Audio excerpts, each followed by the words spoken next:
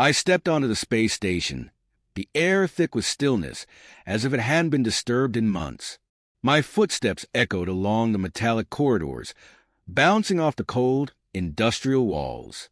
I expected it to feel empty, but somehow it was even emptier than I'd imagined. Vast, hollow spaces stretched out before me, filled only with shadows and the steady, mechanical hum of the station's life support system. I could feel my own breath mingling with the recycled air, and each exhale seemed louder than the last. After a deep breath, I moved toward the equipment bay to unpack. The place was supposed to be deserted. A skeleton crew had left weeks ago after wrapping up their research. It was just me, sent to check on the systems and do routine maintenance. I'd gone over the plans a dozen times, making mental maps of where I'd start, what I'd check. But now, standing here, I felt a strange awareness prickling at the back of my mind. I shrugged it off as pre-mission nerves, telling myself that in a few hours, I'd be fully engrossed in my tasks completely alone, just as I'd expected. As I went to set up the communication relay, I started noticing little things.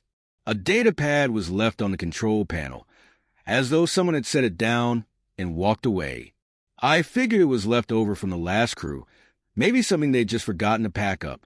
But when I picked it up, it felt oddly warm in my hand, like it hadn't been sitting there untouched for weeks. I placed it back, uneasy, but reasoning it away. There were other minor oddities, too. A chair slightly out of place, a few scattered tools lying around. I brushed it all off as remnants from the last shift. I focused on the relay, setting up the equipment for my connection back to HQ. But as I moved things around, I found a monitor smudged with fingerprints. Not dusty, old ones, fresh, as though someone had been working here just hours before I arrived. I told myself I was being paranoid. Space can do that to you. The silence, the stillness, makes you hyper-aware of every little detail. It was just my mind playing tricks. After getting the communications in place, I decided to explore a bit, make sure all areas were clear as part of the standard procedure. The place was a maze, even though I'd studied the layout a dozen times. Every hall looked the same and yet different, and I could feel myself getting more disoriented the farther I went.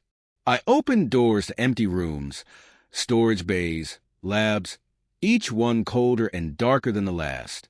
Just when I thought the silence was complete, I heard something. Faint, barely a whisper, but enough to make me freeze in my tracks. It was like footsteps, soft, distant, as if someone were trailing behind me down the long corridor. I strained my ears listening, but the sound vanished. Just the hum of machinery again, and my own heartbeat pounding in my ears. I forced myself to take a few calming breaths. Structural shifting, I told myself. Metal contracts and expands, makes noises. But the sound of footsteps? I shook it off and kept moving, pressing deeper into the station. I paused by the logs, the data records the previous crew had left behind. I scanned through them, looking for anything unusual, but everything seemed normal. System checks, equipment status updates, standard protocol. There was no indication that anything unusual had happened here. Still, I couldn't shake the feeling that something was off.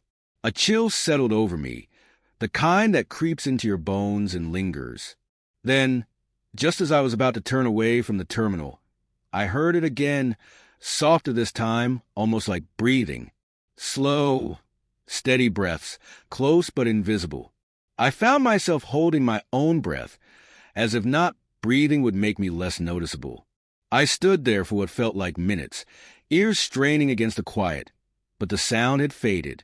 There was nothing, no movement, no footsteps, nothing at all. I let out a shaky exhale, more convinced than ever that I was just tired, jet-lagged, my nerves frayed from the solitude. I pulled up the station's log to reassure myself. I'd been checked in as the only crew member present on this station. No one else was supposed to be here, and the records backed that up. The last crew had signed off, listed the station as cleared, and my arrival was the only recent entry. That was supposed to comfort me, but instead, I felt even more unsettled. I tried to dismiss it, pushing away my doubts, convincing myself I was just letting the silence get to me. There was nothing else to be worried about. Days started to blend into one another, my routine becoming a comfort against the empty vastness around me. But small details kept catching my attention, details that shouldn't have been there. Tools that I was sure I'd put away would be lying out in the open. A door I'd locked would be slightly ajar when I pass it later. At first, I brushed it off, just my mind slipping, the isolation playing tricks. But the incidents continued, almost as if each day, some unseen presence was nudging objects ever so slightly out of place. I began logging the oddities. At first, it felt ridiculous, typing out descriptions of mislaid tools and doors left open, as if that was any kind of evidence. But it was a relief too, a way to keep track of my own sanity. With each entry, I tried to remind myself that there must be a logical explanation, something mundane that I just wasn't seeing. The next shift I took was to the sensor readings and security feeds. The station systems were notoriously glitchy, but I needed reassurance. The thought of watching over the empty hallways, even through a screen, was better than wandering them alone. I keyed in a feed from one of the sensor arrays, watching the dim halls unfold in grainy detail. For a few minutes, there was nothing, just static footage of empty corridors and quiet workspaces. Then, there was a flicker, a shadow, or something like it, passing in the corner of the frame. I froze, rewinding the footage to make sure I wasn't seeing things. But the screen remained blank, showing nothing but emptiness. I couldn't help but laugh a little, feeling foolish for jumping at what was likely just a malfunction. But just as I settled back, the sound of faint movement crackled through the station's audio feed, soft, almost like someone shuffling down a hallway, the noise fading in and out of static. I paused, staring at the screen, willing it to stay clear. But once again, nothing moved. I switched off the feed, refusing to let myself spiral into paranoia. It was just audio distortion, I told myself. Just a broken piece of equipment in need of recalibration. Yet, no matter how I tried to shake it off, a prickling sense of dread kept creeping in, growing heavier each time I encountered something new. It was as if the station itself was breathing, stretching and shifting in ways I couldn't quite see. Then, I found something that unsettled me in a way none of the small disturbances had before. In the depths of the system, while going through archived data, I stumbled upon an old log file. It was half corrupted, the text broken by strings of unreadable code, but enough of the message came through to make the hair on my neck stand on end. The log wasn't written like a normal report. It was frantic, like someone had typed it out in a rush, desperate to leave a warning. "Stay out of Section 9, it read. "I'm not alone. I thought it was just sounds, but it's not just sounds." The message ended there abruptly, as if cut off mid-sentence. I scrolled through the logs, trying to find more, but there was nothing else, just the regular methodical notes left by previous crews. It was strange. I hadn't even come across a Section 9 in my initial scans of the station's layout. It must have been some unused or restricted area, one I hadn't been assigned to check. I leaned back, unsettled, replaying the words in my mind. Was it a prank? Some kind of joke left behind by a past crew with a taste for dark humor? Or had someone genuinely encountered something on the station that they hadn't been able to explain? I couldn't shake the feeling that something was watching, something that was waiting just out of sight, leaving these small disturbances as a breadcrumb trail for me to follow. I decided to do another round of checks, hoping the distraction would calm my nerves. But as I walked through the station's maze-like halls, I kept glancing over my shoulder, each shadow looking a little darker, every corner feeling sharper and closer than before. No matter where I went, I couldn't escape the sense that I was being followed. I woke up to a metallic clang echoing through the station's empty corridors. It sounded close, too close. I bolted upright, straining to hear past the relentless hum of the life support system. But all I got was silence. I forced myself to take a few breaths, then decided to check things out, reassuring myself it was probably just another glitch in the station's old framework. But as I walked through the dimly lit halls, I saw it, a footprint, clear, undeniable, pressed into the thin layer of dust on the floor. It was fresh, almost like someone had walked down the corridor just minutes before. I froze, staring at it, my pulse pounding in my ears. My own tracks were scattered around, sure, but this print was larger, heavier, nothing like the ones I'd left behind. I tried to make sense of it, tried to tell myself it had to be a leftover mark from the last crew, but I knew they'd logged every cleaning cycle, and dust didn't build up this fast. As I moved deeper into the station, I started seeing more evidence, things I couldn't ignore. On one of the security feeds, I caught a glimpse of something, a shadow, flickering at the edge of the screen for just a split second. I rewound the footage, playing it over and over. Each time, the shadow seemed to pulse with an unsteady shape, there for a moment, then gone. My stomach twisted with dread. I told myself it had to be a glitch, just a glitch, but that didn't make the fear go away. I went back to the control room, my fingers shaking as I tapped into the comm system. If there was someone else here, maybe they were hiding, maybe they'd been stranded, or maybe they didn't want me to know they were here. But the silence was eating me alive, and I couldn't stand it any longer. I keyed in an open message, broadcasting across the station. Hello? This is Name, currently stationed here for routine maintenance. If anyone can hear me, please respond. The static that followed was thick, filled with crackling pops and faint hisses. I waited, hoping for an answer, anything. Then, barely audible, I heard a sound. It wasn't a voice, at least not in any human sense. It was low, distorted, almost a growl wrapped in the hiss of static. The sound flickered in and out, punctuated by something like gasping, uneven breathing, as if whoever or whatever was on the other side was struggling to speak. My hands trembled as I pulled away from the console, my mind racing. What had I just heard? I replayed the message in my head, trying to convince myself it was just interference, some glitchy feedback. But I knew the sounds weren't random. They had an intent behind them, something dark and deliberate. Desperate for answers, I turned to the station's archives. Maybe there was something I had missed in the logs, some explanation. I pulled up the oldest files, bypassing standard records and combing through backlogs of forgotten data. And then I found it. Scattered reports buried in system logs, dating back decades. There were mentions of strange, unexplained occurrences on the station. Crew members hearing whispers, objects moving on their own, entire shifts reporting the feeling of being watched. One report was particularly disturbing. It mentioned the sudden disappearance of 2 crew members, gone without a trace in the dead of night. Their last known locations were marked on the station's map, and I felt a chill when I realized they'd vanished near my current quarters. The files didn't say much more. The investigation had been deemed inconclusive, the station cleared, and life had gone on as if nothing had happened. But I couldn't ignore the growing certainty that whatever had happened then hadn't left the station. It was still here, somewhere lurking. My fingers hovered over the screen, the horror sinking in. This wasn't just some ghost story or prank left by the last crew. It was real, and now it was after me. I tried to make my way back to the main control room, feeling an overwhelming need to leave, to call for help, to do anything but stay here. But as I turned down the hallway, the emergency doors slammed shut in front of me, the heavy metal seals clicking into place with a finality that chilled me to the core.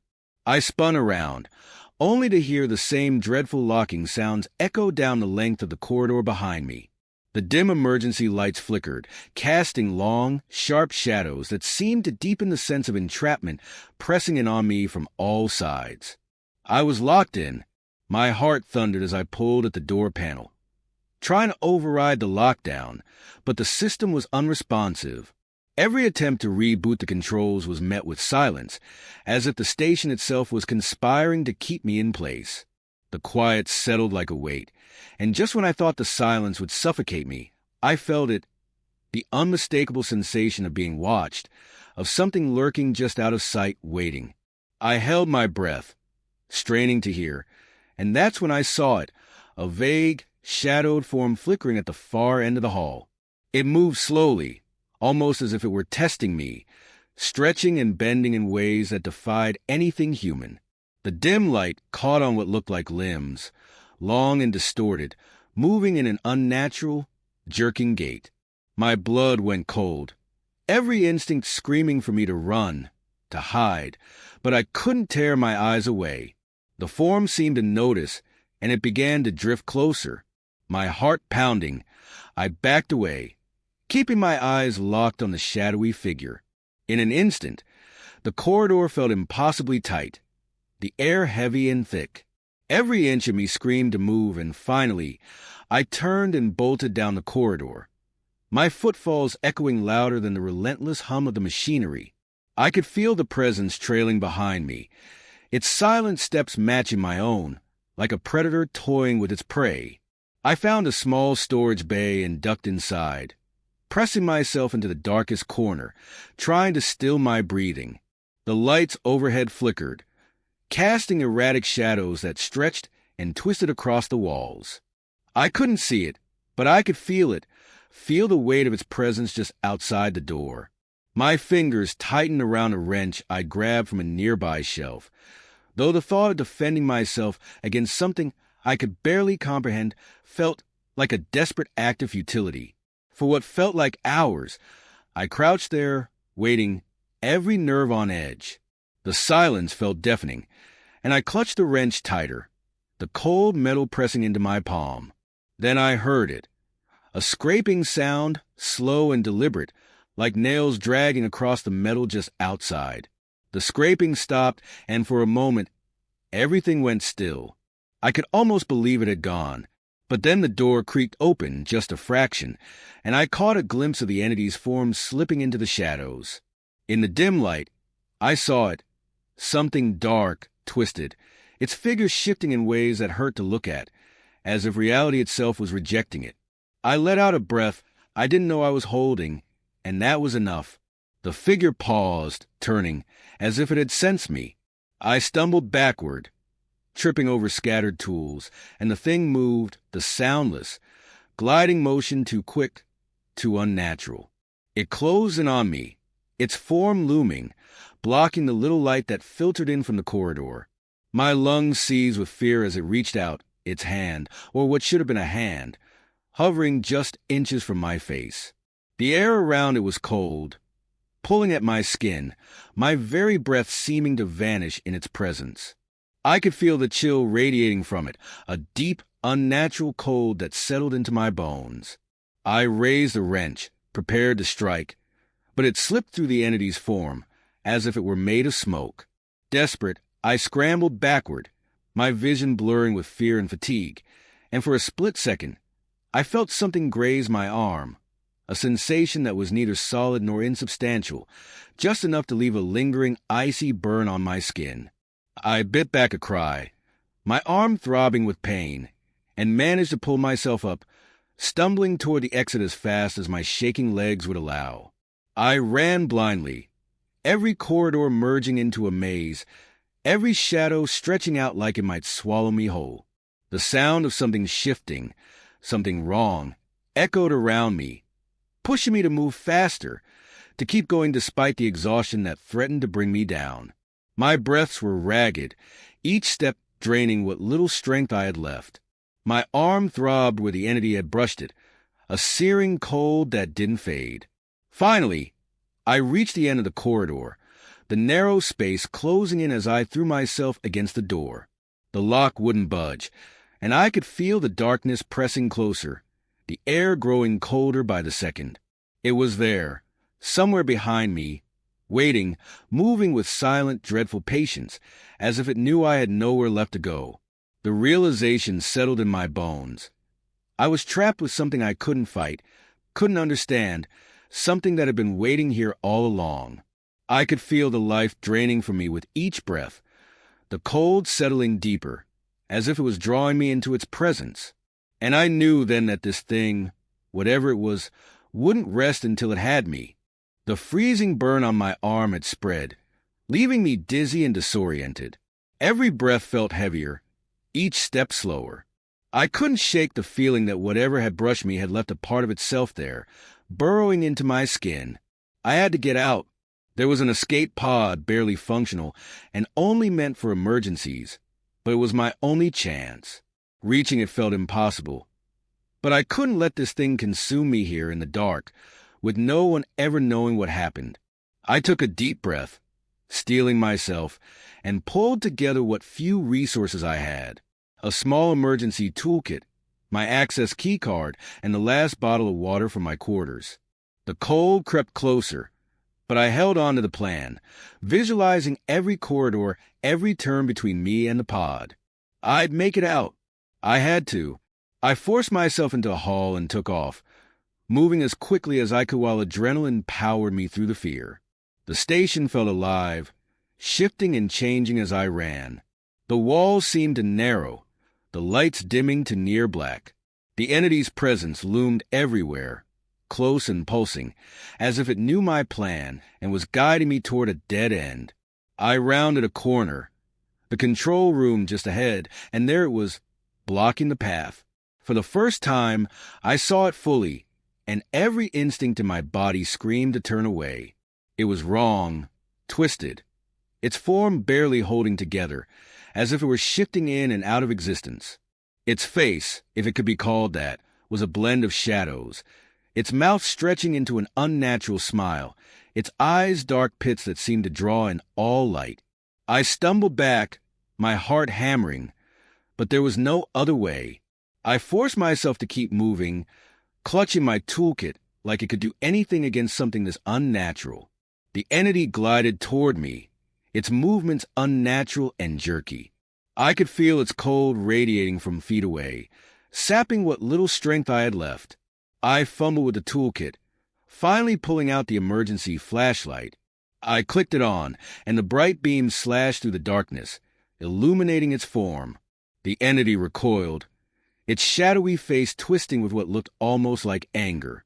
I held the flashlight steady, the beam shaking as it met its eyes.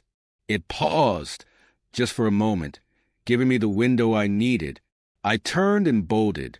The control room now just steps away. I could hear it behind me, the faint whisper of its movement getting closer, faster. I burst into the control room, locking the door behind me, but I knew it wouldn't hold. The only way out was through the maintenance shaft to the escape pod. I forced the shaft open, my hands shaking as I climbed in, my flashlight beam cutting through the claustrophobic tunnel. Every sound, every clank and creak, felt like the entity pressing closer. I pushed myself forward, crawling through the cramped, winding passage, feeling the air grow colder as I moved. I could feel it behind me, its form squeezing into the space, its cold presence almost touching the back of my neck. I crawled faster, my breath coming in ragged gasps, the escape pod's hatch finally visible ahead. I reached the hatch, forcing it open, my heart pounding as I climbed inside. The pod was cramped and freezing, its systems barely functional, but it didn't matter. I just needed it to launch. I hit the release button, hearing the latches disengage as the pod began to shift, moving toward the docking bay doors. The entity's face appeared in the pod's window, its eyes boring into mine, that twisted smile spreading wider as if it knew something I didn't. I slammed my fist into the release, and with a lurch, the pod disengaged. The station receded behind me, its dark silhouette slipping away into the vastness of space. I sagged into the seat, relief flooding through me. I was out. I was free. But the cold didn't leave. The freezing sensation from the entity's touch still pulsed through my arm, spreading slowly deeper. The pod's interior grew darker, shadows thickening around me, flickering in and out. I looked down and saw my skin, discolored, almost shadowed, where the entity had touched me. It was spreading, inch by inch, a reminder that some part of it had come with me. I watched as the shadows curled around my arm, feeling the cold settle deep into my bones. I was free of the station, but as the pod drifted farther, I realized I'd never truly escaped. The entity's presence lingered, something dark and permanent, etched into me. As I drifted through the silence of space, I felt the cold spreading, merging with me, as if I'd become part of the darkness I'd left behind.